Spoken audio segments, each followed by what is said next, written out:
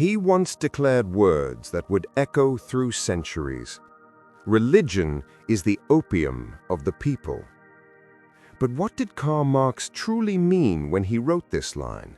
And why did it strike fear in those who built their power on faith? Was he calling for the destruction of religion? Or was he revealing something far more unsettling about human suffering and society itself? To understand Marx's view, we must first understand the man himself. Karl Marx was born in 1818 in Trier, a small town in Prussia, into a Jewish family living under the shadow of discrimination. His father, Heinrich Marx, was a lawyer who converted the family to Christianity in order to keep his profession and avoid the restrictions placed on Jews by the Prussian state. This decision was not born out of devotion, but survival. For young Karl, this early experience revealed a painful truth. Religion could be less about divine belief and more about political necessity, less about sacred conviction and more about submission to power. In Marx's time, the Europe of the 19th century was a world where religion held immense authority, not only over souls, but also over politics, culture, and morality. The Church blessed kings and emperors, justified wars, and sanctified the suffering of the poor by declaring it God's will. For the working classes, crushed under industrialization, poverty, and endless labor, religion became the only source of comfort. It promised meaning in misery and reward in the afterlife. The priest's words became a spiritual bandage on wounds that society refused to heal. Marx looked at this not with ridicule, but with sympathy. He wrote that religion is the sigh of the oppressed creature, the heart of a heartless world, and the spirit of a spiritless situation. These words reveal that Marx did not despise religion for existing. He understood why it existed. He saw it as the poetry of suffering, as a soft whisper that made unbearable life endurable. For the peasant who lost a child to hunger, for the worker broken by endless labor, for the widow left with nothing, religion gave meaning to agony. It was a promise that pain was not wasted, that life was not just cruelty. But Marx also believed that this comfort came at a terrible price. He compared it to opium, a drug that numbs pain but does not cure the cause. To him, religion functioned as anesthesia for the masses. It dulled the consciousness, making people accept their misery instead of questioning why they were forced to suffer in the first place. If the factory worker believed his exhaustion was holy, if the peasant believed his starvation was part of God's plan, then who would rise up against the injustice that caused their misery?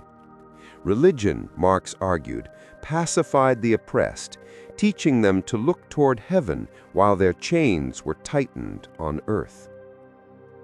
Philosophically, Marx was shaped by Ludwig Feuerbach, who had written that God is nothing more than the projection of human desires, our longing for justice, immortality, and love reflected into the heavens. Feuerbach stripped religion of divinity and revealed it as human creation. But Marx went further. He argued that religion was not only projection, it was power. It was not just belief, it was a social structure that actively maintained inequality. It gave rulers divine legitimacy and told the ruled that obedience was sacred. This is why Marx argued that the fight against religion was not about mocking faith or disproving theology. It was about dismantling the very conditions that made religion necessary. He believed that once people were freed from exploitation and oppression, religion would naturally fade, not because it was banned, but because its role as a crutch for unbearable suffering would no longer be needed.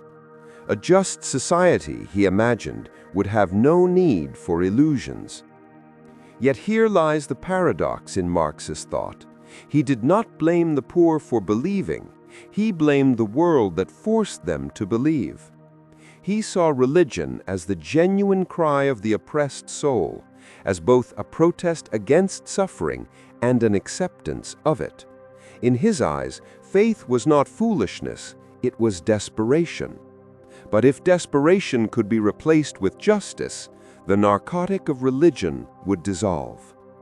When we reflect on Marx's words today, nearly 2 centuries later, we must ask, have his insights lost their relevance, or have they grown sharper with time?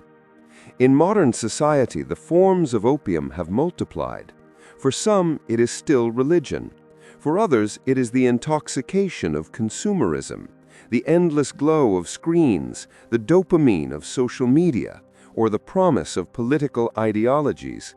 Humanity, it seems, cannot live without opiates, illusions that soften the rawness of reality.